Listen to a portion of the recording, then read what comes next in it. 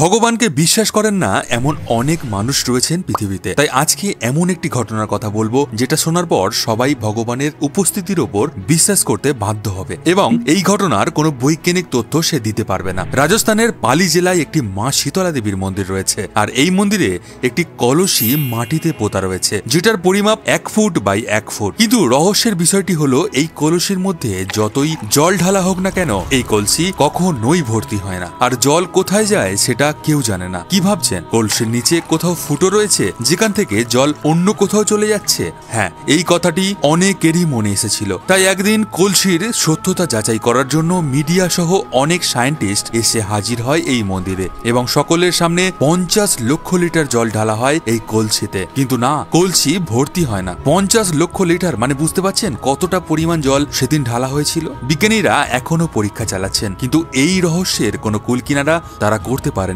এবার বলি চমৎকারটা কোথায়। এত পরিমাণ জল ঢেলেও যে কলসি ভর্তি হলো না, সেই কলসিতে 1 ঘটি দুধ ঢাললেই এই কলসি সঙ্গে সঙ্গে ভর্তি হয়ে যায়। শীতলা সপ্তমীর দিন এই মন্দিরের কলসির মুখ খোলা হয়, আর সেদিন হাজার হাজার ভক্ত এই কলসিতে জল ঢালতে আসেন। কখনো রাজস্থান গেলে এই রহস্যময় কলসির দর্শন অবশ্যই করবেন। আর এরকমই রহস্যময় এবং ইন্টারেস্টিং ভিডিও দেখার জন্য আমাদের চ্যানেলটি অবশ্যই সাবস্ক্রাইব করুন। ধন্যবাদ।